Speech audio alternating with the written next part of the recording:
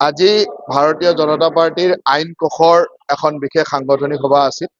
এই সভাত আমাৰ সংগঠনৰ বিভিন্ন দিশ আৰু আইন কোষত যিহেতু অধিবক্তাসকল থাকে, গতিকে আইনী ব্যৱস্থাত বা আইনগত ব্যৱস্থাসমূহত আমাৰ অধিবক্তাসকলৰ দায়িত্ব বা আমাৰ কিছুমান এনেকুৱা লিগেল ইছ্যু থাকে যিখিনি অধিবক্তাসকলে খুব ভালকে বুজি পায়।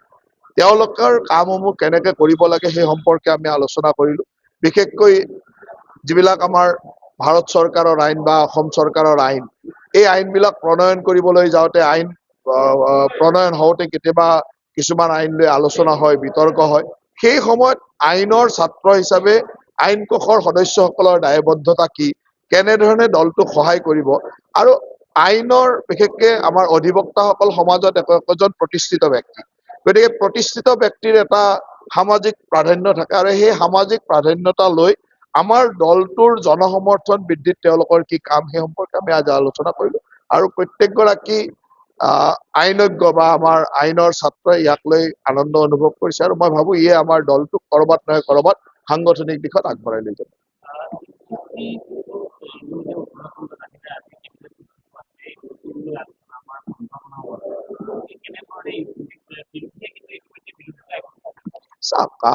ভাৰতবৰ্ষত UCCৰ প্ৰয়োজনীয়তা ভাৰতক ভাল পোৱা সকলো মানুহে বুজি পায় যে UCCৰ প্ৰয়োজনীয়তা ক'ত আছে। আৰু আমাৰ কেবিনেটতো নিশ্চয়কৈ প্ৰথমতে কেবিনেটেৰ আলোচনা হ'ব UCC সম্পৰ্কে, আৰু তাৰপিছত এই বাজেট অধিৱেশনতে UCC আলোচনাৰ কাৰণে আহিব আৰু মই ভাবো যে এটা পৰ্যায়লৈকে আগবাঢ়ি গৈ গৃহীত হ'ব। এইটো কথাও ঠিক যে অসমৰ যিবিলাক আমাৰ ট্ৰাইবেল কাষ্টমাৰী ল আছে, এই কাষ্টমাৰী ল বিলাকৰ ক্ষেত্ৰত কি ধৰণৰ এক্সামশ্যন হ'ব পাৰে, এই কথাবিলাকো আমাৰ মাজত আলোচনা হ'ব। কিন্তু ভাৰতবৰ্ষৰ অসমৰ দৰে ৰাজ্যত বা ভাৰতবৰ্ষত UCCৰ প্ৰয়োজনীয়তা কোনোৱে নুই কৰিব নোৱাৰে। আৰু যি UCCৰ জৰিয়তে সমাজত বা ভাৰতবৰ্ষৰ প্ৰয়োজনীয়তা ৰাইজে বিচাৰি আছে সেই কথাখিনি হ'ব। তাৰ লগে লগে যিসমূহ আমাৰ আদিবাসী লোক বা আমাৰ যিখিনি জনজাতীয় লোক, এই জনজাতীয় লোকৰ ক্ষেত্ৰত কৰবাত যদি কিবা ৰিলেক্সেশ্যনৰ প্ৰয়োজন আছে, এই কথাবিলাক আমি কেবিনেটত আৰু বিধানসভাত আলোচনা কৰিব লাগিব।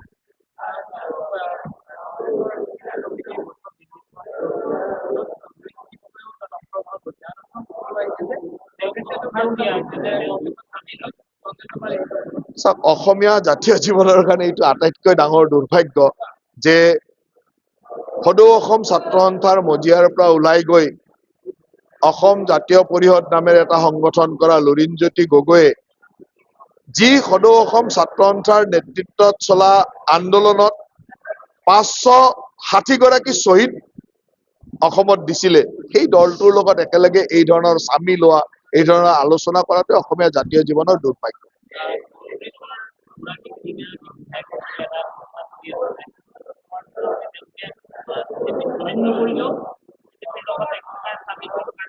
চাওক, আজিৰ তাৰিখত যিখিনি কংগ্ৰেছৰ মিয়া মুছলমানৰ বিধায়ক আছে, যিহেতু মিয়াটো এতিয়া লিগেলাইজ ৱৰ্ড, গতিকে মই সেইকাৰণে কৈছো মিয়া মুছলমানৰ বিধায়ক আছে, সেইখিনিক বাদ দি যিকোনো মানুহক আপুনি যদি কয় বিজেপিত জইন কৰিব লাগে, তেওঁ জইন কৰিব।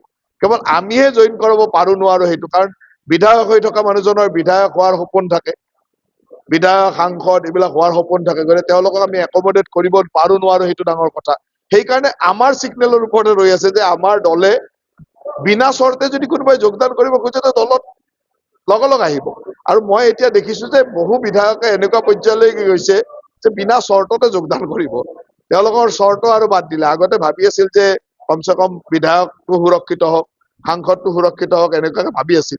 এতিয়া অৱস্থাটো এনেকুৱা দেখিলে, এই ৰাহুল গান্ধীৰ কিবা ন্যায় অন্যায় যাত্ৰা যি চলিলে, এই যাত্ৰাৰ পিছত তেওঁলোকে ভাবিলে যে এইটো দল আৰু নহব, গতিকে তেওঁলোকে এতিয়া চব চৰ্ত তৰ্ত বাদ দি আমাৰ ওচৰত আহিবৰ কাৰণে ৰেডি হৈ আছে। কেৱল আমি লওঁ নলওঁ সেইখিনিতে আমাৰ কাম। চাওক, মই কলো যে মিয়া খিনিক বাদ দি চব আছে, মিয়াটোক বাদ দি চব আছে। মইতো কলো মিয়া খিনিক, যদি তেওঁ মিয়াৰ ভিতৰত পৰেতো নাই, আৰু মিয়া খিনিক বাদ দি চব আছে।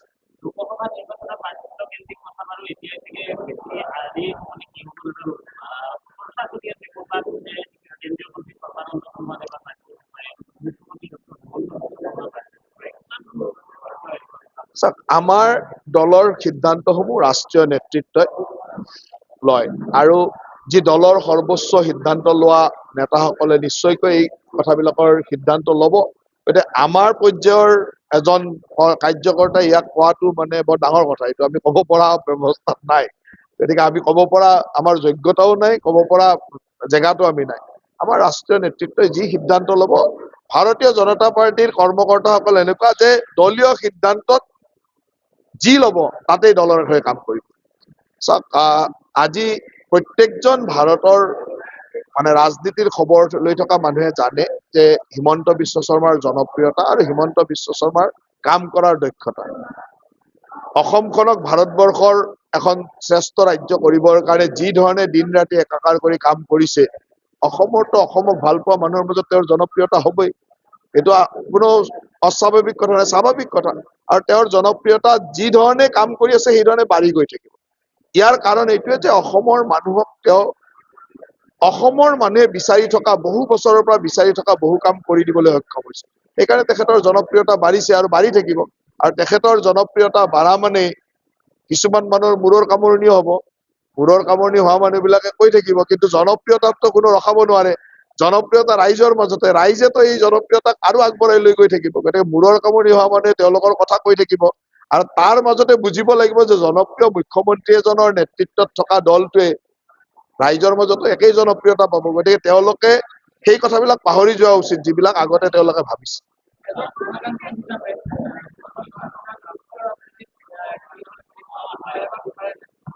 চাওক, আমাৰ দলৰ তেখেতৰ আজিৰ তাৰিখত এগৰাকী আগশাৰীৰ নেতা আৰু তেখেত ৰাষ্ট্ৰীয় ৰাজনীতিত এতিয়াও বহু কেইখন সমিতি, বহু কেইখন ব্যৱস্থা বা দলৰ সিদ্ধান্তত তেওঁ ৰাষ্ট্ৰীয় ৰাজনীতিত প্ৰতিনিধিত্ব কৰি আছে। গতিকে তেওঁতো আছেই ৰাষ্ট্ৰীয় ৰাজনীতিত সুন্দৰভাৱে কাম কৰি আছে, তাক লৈ আৰু বেলেগ কি কথা আছে।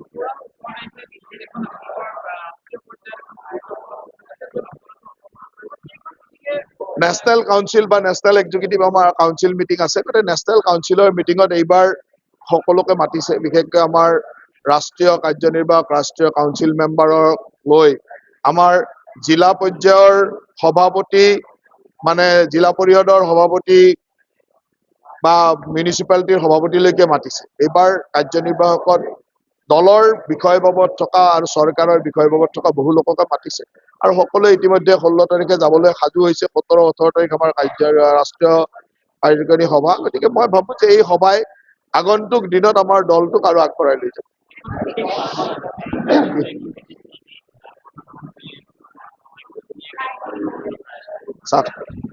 বহুত এতিয়া নিৰ্বাচন আহিছে, নিৰ্বাচনৰ প্ৰচাৰৰ কাৰণে বহুত বস্তুৱে আহিব আৰু নিৰ্বাচনৰ প্ৰচাৰৰ কাৰণে যিখিনি বস্তুৰ প্ৰয়োজন আমাৰ দলটোৱে আগৰ পৰাই চিন্তা কৰে।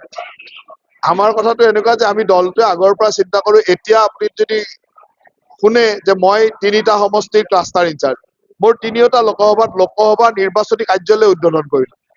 অসমৰ 14টা লোকসভাৰ নিৰ্বাচন কাৰ্যালয় উদ্বোধনত আমাৰতো প্ৰাৰ্থী ঘোষণা হোৱা নাই।